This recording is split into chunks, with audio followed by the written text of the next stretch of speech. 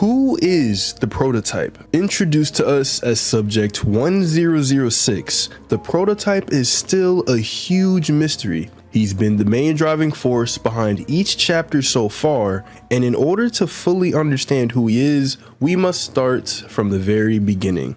In the 1930s, a man named Elliot Ludwig had a dream to spread happiness to children across the world. So he created his very own toy company named Playtime. In the year 1950, however, things would really begin to take off as Poppy Playtime was created, a doll with high intelligence that could talk back to children. She was a big success, so much to the point where Playtime would be able to give factory tours to the general public, and people really enjoyed it. Everything was looking great for Ludwig. His company was growing in size and he had more and more people working for him. But things would take a turn once he suffered from a tragic familial loss in the 1960s. Around the same time, Ludwig decided to experiment with rats and poppy gel, observing the potential revival properties that it possessed, but the experiment failed. It was concluded that it would be more successful with larger specimens. At the same time,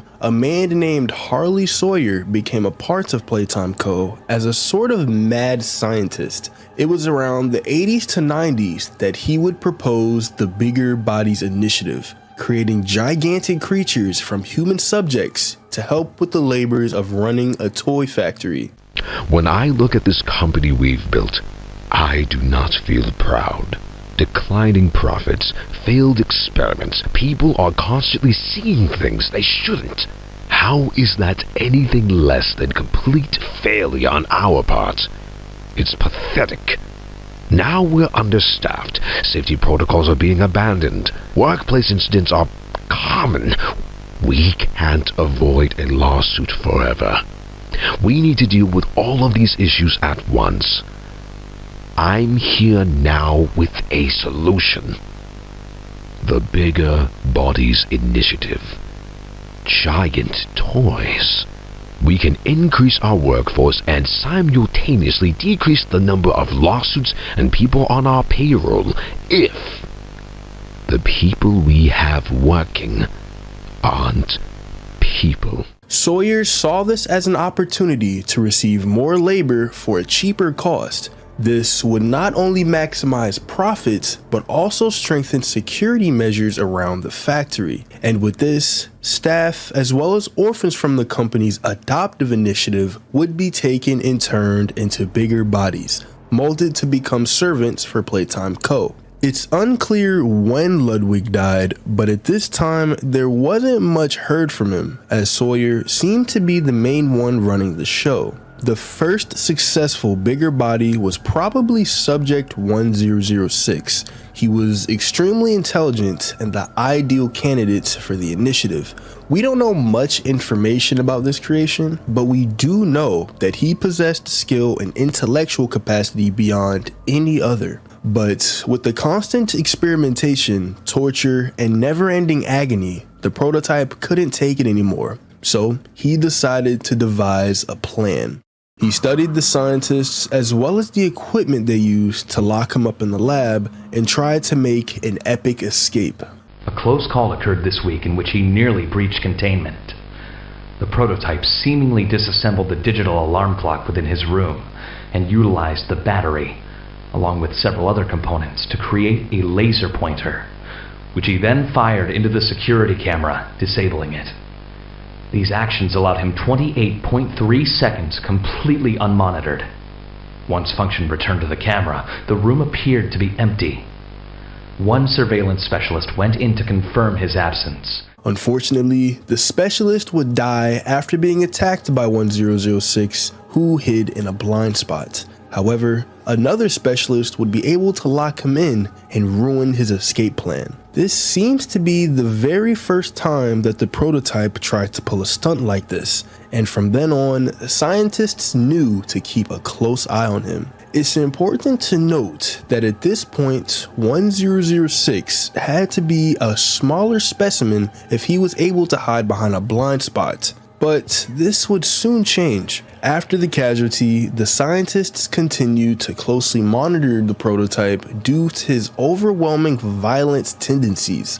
Nevertheless, they still recognized his great intelligence and decided that it would be best to keep experimenting on him using suppression treatments to keep him in check. So the torture only got worse. On the other hand, subject 1170, aka Huggy Wuggy, seemed to be an obedient specimen, which was true to a certain extent. See, throughout his time being trapped in the labs, the prototype began planning something big. Somehow, he began communicating with other toys in the factory, stirring up the resentment for Playtime employees and encouraging them to fight for their freedom. One of these toys happened to be Huggy Wuggy. The prototype was able to exploit his obedience for a bigger plan. It was at this time that he encouraged Huggy to escape the facility and run to freedom, which he did. After leaving the factory, he ended up running back to a house that seemed familiar to him. And while he didn't kill any employees right off the bat, he ended up only attacking when they started throwing darts at him. And the obedient Huggy Wuggy ended up turning into a violent monster under the persuasion of the prototype.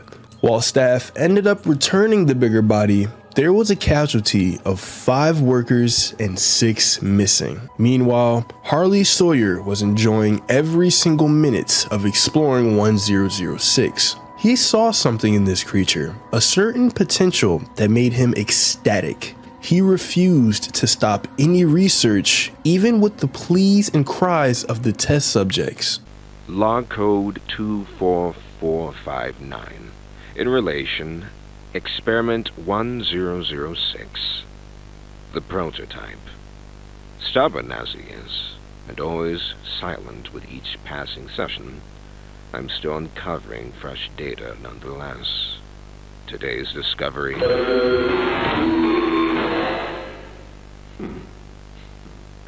End of log. Ready to talk now, are you? I possess a question. Go ahead. Do you feel anything? This question referred to what exactly? You stick us, beat us, tear at flesh. Do you feel it? There's a secret inside you, 1006. Valuable beyond all measure. I cut and prod and burn at it, and I get closer with each session. So speak, or don't. Fight, or give in. Regardless, I learn something new about you every day.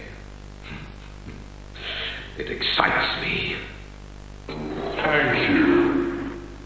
You thank me? Absolutely. I learn something new about you every day.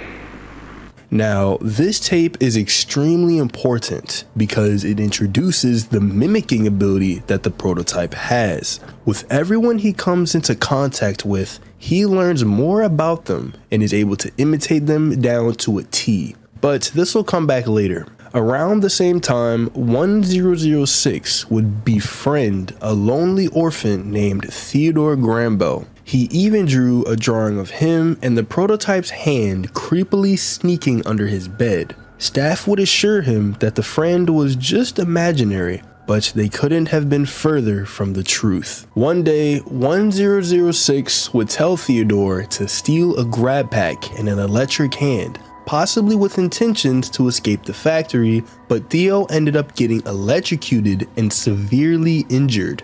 It was at this point that there was so much misbehavior coming from Theodore that the Playtime co-staff decided to turn him into Catnap, possibly saving his life. And even though Theo was turned into a completely new being, he continued to side with the prototype and eventually deified him, killing anyone who wouldn't follow his ways. So remember that thing that the prototype was planning? Well, it arrived on August 8th, 1995, and he would call it the Hour of Joy. See, 1006 was tired of the constant pain, agony, and suffering that was afflicted upon him and the other subjects. But every day, he had been carefully studying the behavior and mannerisms of the workers, from the exact time they clocked in to when they clocked out, how they used their security systems, performed experiments, and how they spoke and interacted with each other. At the same time, he was also communicating with other bigger bodies. While it's unclear exactly how he did this, we know that he was able to round up a large number of toys and get them to participate in the Hour of Joy, a time when all of the oppressed subjects would rebel against the repressors and slaughter them in the name of freedom. There was a lot of prep work done for the event. Even instructions to transport toys were tampered with to jumpstart the Hour of Joy.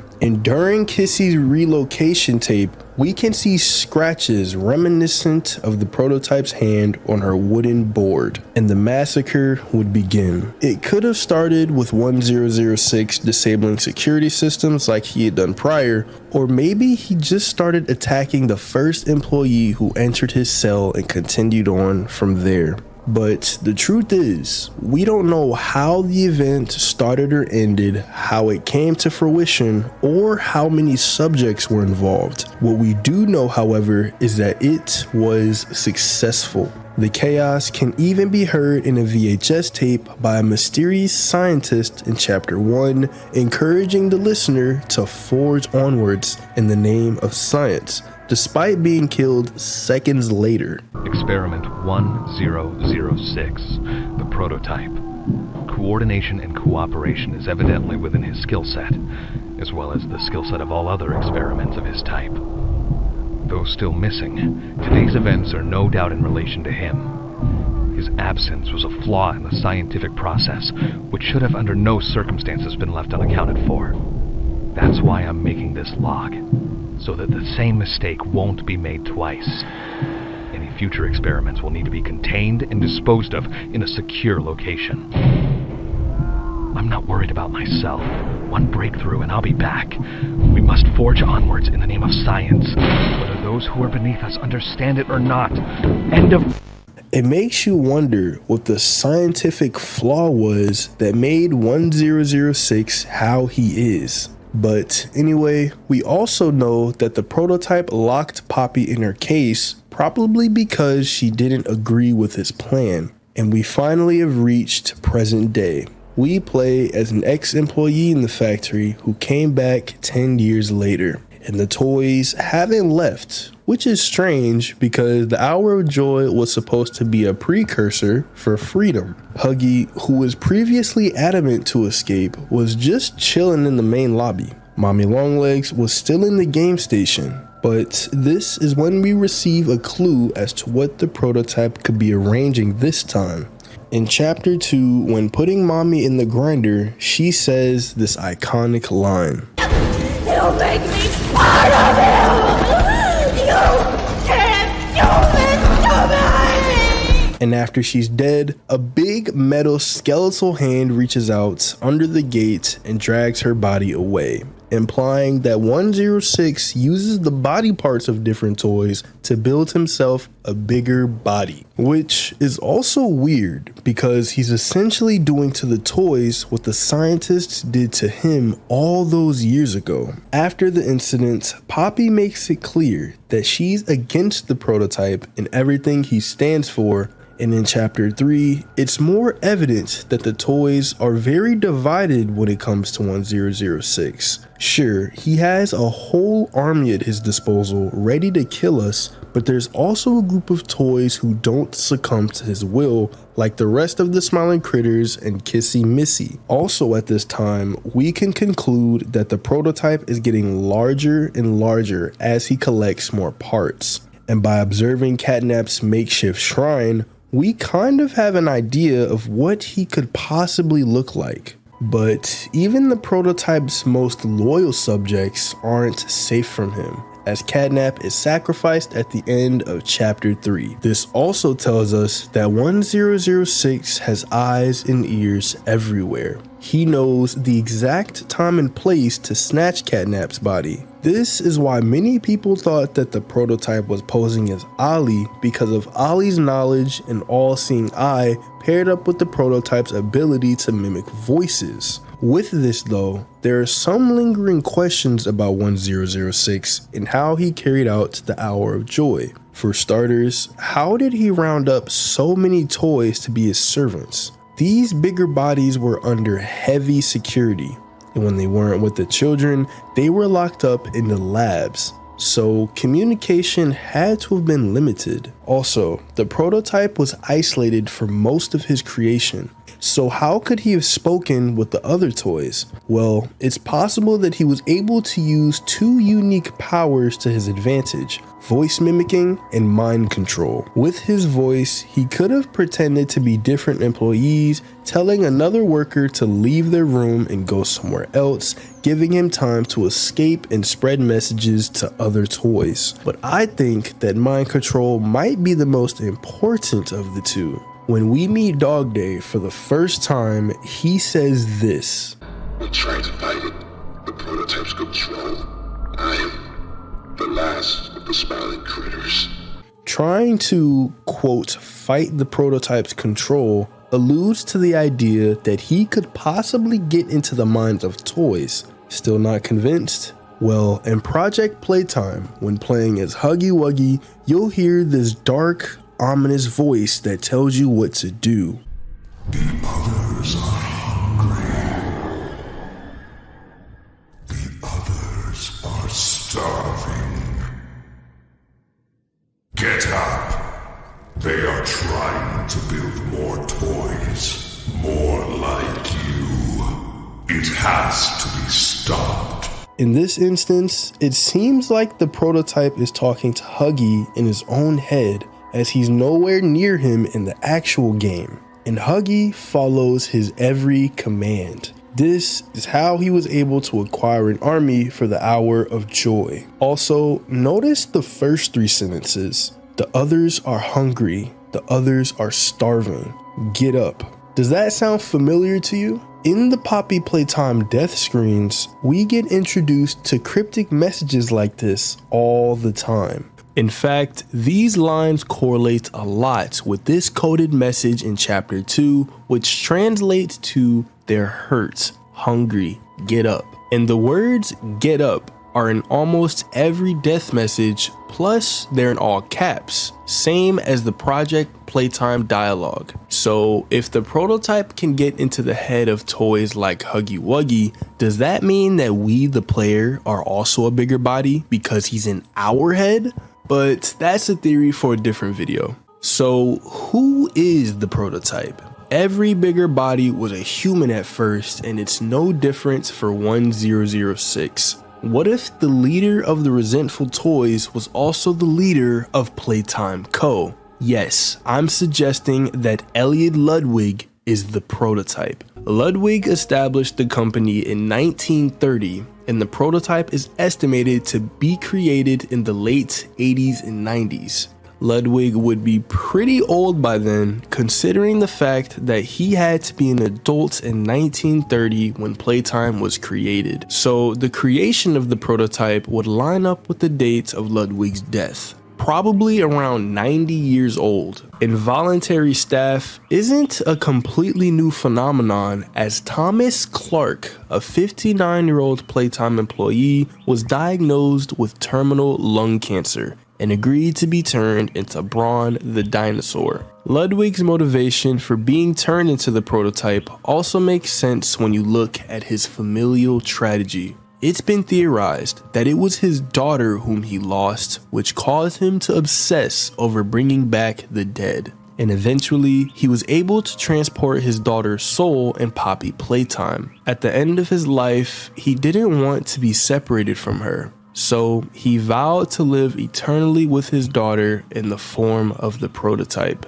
But when Harley Sawyer took over, Ludwig realized he made a grave mistake. leaving the company with a literal psychopath. He'd become masochistic with his research, and this was the exact opposite of what Ludwig wanted for playtime. So the Hour of Joy was certainly a revenge story, not just for getting back at evil employees, but also cursing Harley Sawyer for completely flipping the morals of the company on his head, soiling the reputation of Elliot Ludwig. And it seems like it worked, as Sawyer is presumed to be dead right before the Hour of Joy. Hey, Theo. How you doing, bud?